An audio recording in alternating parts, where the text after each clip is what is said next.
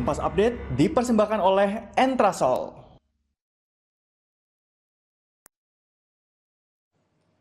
Anda kembali menyaksikan Kompas Update, saudara, bersama saya, Algin Fridianto. Petugas berhasil menggagalkan upaya penyelundupan pakaian bekas ilegal di Dermaga Kalimas, Surabaya. Saudara, TNI Angkatan Laut berhasil menggagalkan upaya penyelundupan pakaian bekas ilegal dari luar negeri di Pelabuhan Kalimas, Surabaya. 103 bal pakaian bekas ilegal diselundupkan dari luar negeri ke Makassar, lalu dikirim ke Surabaya menggunakan kapal.